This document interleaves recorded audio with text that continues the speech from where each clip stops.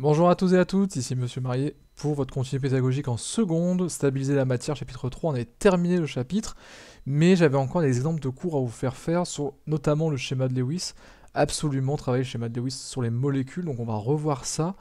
Et dans cette vidéo, du coup, les exemples vont être dans le cours un petit peu, donc je vais vous demander de faire pause sur les énoncés, d'essayer de chercher sur votre feuille, et je vais compter un petit peu sur votre franchise pour vous entraîner et regarder les corrections a posteriori, donc après avoir essayé de faire ces molécules. Donc absolument jouer le jeu. C'est tout ce qui pourra vous former parce que des molécules, il y en a plein. Mais voilà, essayez du coup de jouer le jeu. De toute façon, il y en a deux que j'ai pas corrigé, que je corrigerai à mon retour au lycée. Donc du coup, il va falloir vous entraîner là-dessus. Je les corrigerai qu'en présentiel. On est parti sur la suite du cours. On s'était arrêté du coup ici sur compter la matière. On s'est arrêté là, c'était la fin du chapitre. On s'entraîne sur des molécules, sur les schémas de Lewis, du coup. Je vous rappelle quand même que pour compter le nombre de liaisons que va entreprendre un atome, là je l'ai fait pour la deuxième ligne et pour H.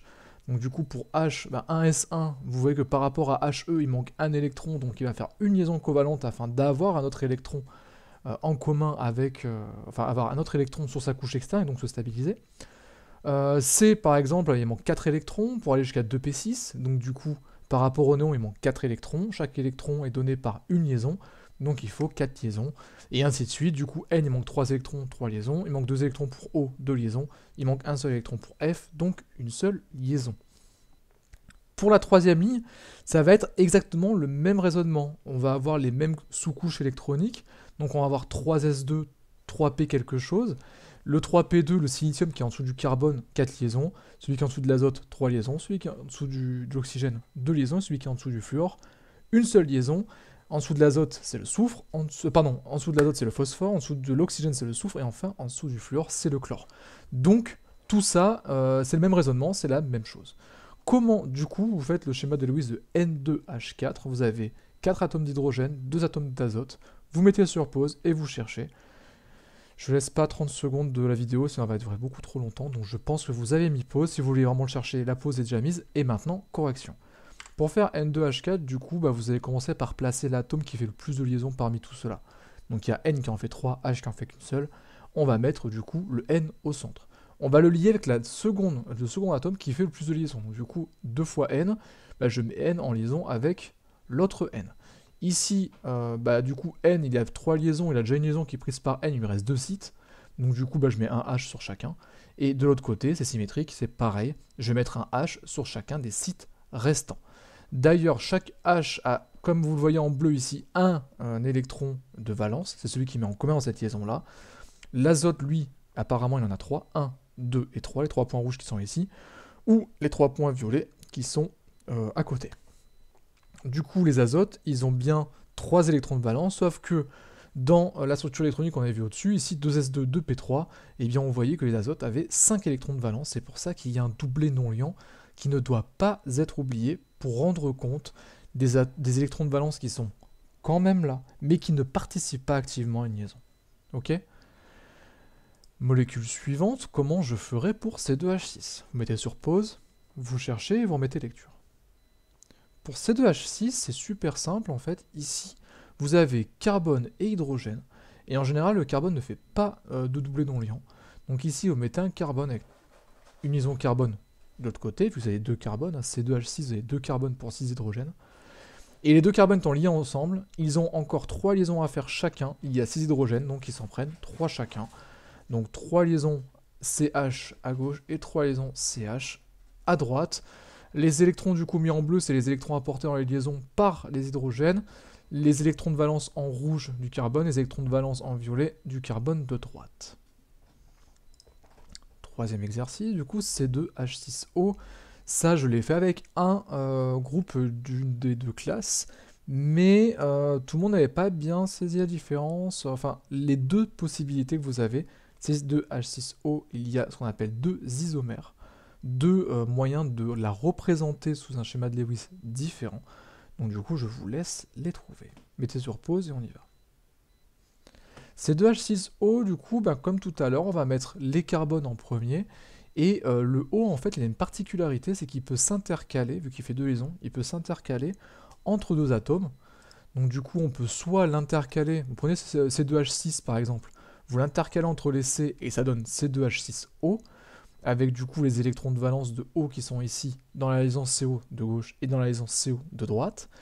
Mais sauf que O, ça a 6 électrons de valence, 2S2, 2P4. Donc il lui faut deux doublés non-liants afin de faire rendre compte des électrons de valence 3 et 4, 5 et 6.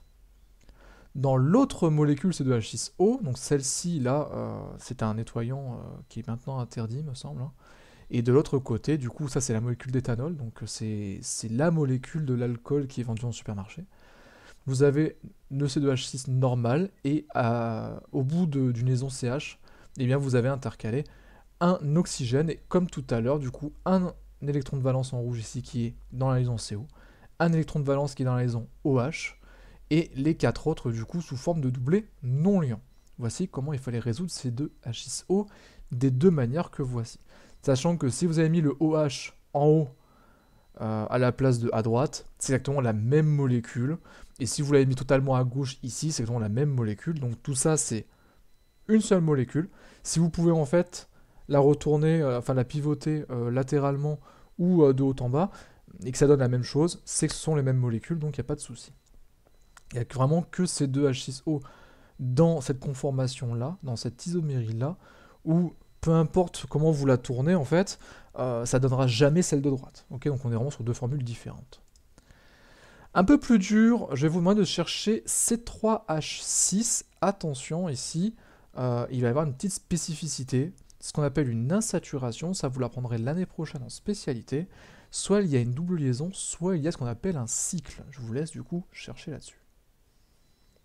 C3H6, du coup, soit on met une double liaison quelque part, donc ici vous avez un premier C, un deuxième carbone et un troisième carbone, et quelque part vous mettez une double liaison, vu que le H peut faire qu'une seule liaison, ben, il ne peut pas faire de double liaison, vu que double liaison ça compte pour 2, et ainsi, du coup, une double liaison CC qui est là.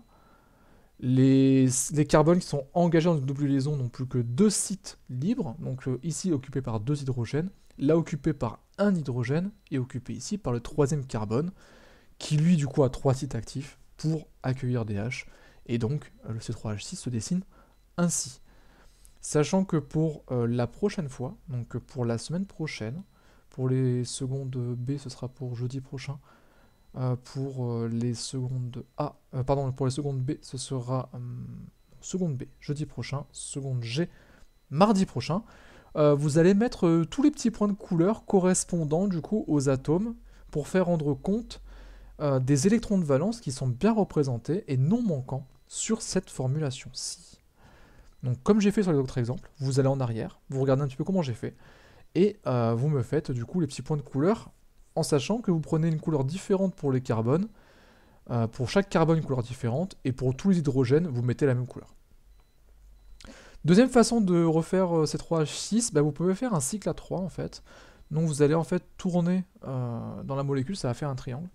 C'est une molécule qui n'est pas très stable. Les cycles à 3 en général en chimie ne sont pas très appréciés par la nature, ils sont très hauts en énergie. Et donc bah, ils vont tendre à se stabiliser en cassant ce cycle et en donnant d'autres formes. Mais bon, c'est théoriquement possible. Donc du coup c'est une réponse qu'on pouvait attendre et que j'ai mis dans la correction. Donc chaque carbone est lié à 2 carbones, ok. Celui-ci là est lié à celui de haut et celui du bas. Celui du haut est lié à celui de gauche et à celui du bas. Et celui du bas est lié à celui du haut et à celui de gauche. Donc chacun a entreprendre 2 liaisons carbone-carbone. Donc chacun a 2 sites libres pour des hydrogènes. Donc chacun possède 2 liaisons carbone-hydrogène. Normal. Là aussi, les petits points de couleur pour la prochaine fois. Enfin, dernier exercice, et ça, je ne vais pas le corriger. Du coup, est-ce que cette molécule est correcte, justifiée? Et si elle n'est pas correcte, merci de la corriger. Je vous corrigerai ça, du coup, en présentiel. Vous aviez le numéro 30, page 87 à faire également. Donc le 30, page 87, on va le faire ensemble. La configuration électronique du lithium est liée à l'état fondamental et 1s2, 2s1. La configuration électronique du gaz noble, le numéro atomique le plus proche est 1s2. Donc du coup, c'est l'hélium. Indiquez A.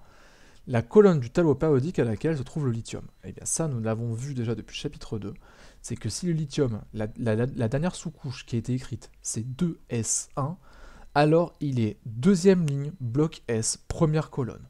Bon, là on me demande seulement la colonne, donc seulement première colonne aurait suffi, mais souvenez-vous du coup que le grand 2 correspond à la deuxième ligne sur le tableau périodique, le S correspond au bloc S, et 1, du coup première colonne de ce bloc. Vu qu'on est sur la première sous-couche, ça revient au même de dire première colonne, mais bon, soyez précis. B, déterminer à quel ion monoatomique il conduit facilement. Alors le lithium possède un électron de trop par rapport au gaz noble le plus proche. Ok, vous voyez bien que le 2s1, il est en trop par rapport à la formule du gaz noble le plus proche, 1s2. Du coup, il doit perdre cet électron, et vu qu'il doit perdre avec un P, il va donc afficher une charge positive. Combien il perd d'électrons? 1, donc il est chargé une fois plus. On va donc former l'ion lithium, Li+. C, les éléments hydrogène et sodium se trouvent dans la même colonne que le lithium, donner les formules des ions formés par ces éléments.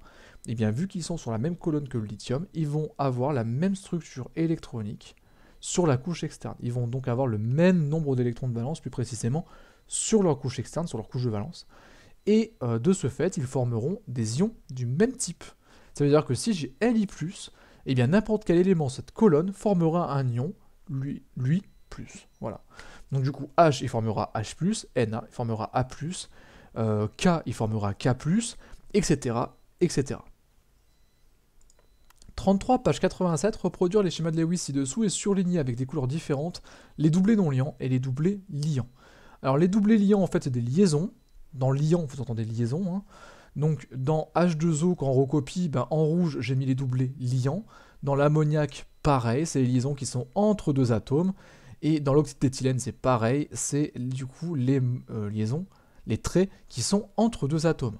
Tous les autres traits qui sont sur un atome, qui constituent une réserve personnelle de celui-ci, sont appelés doublés non liants et donc n'interviennent pas dans les liaisons et sont donc en vert.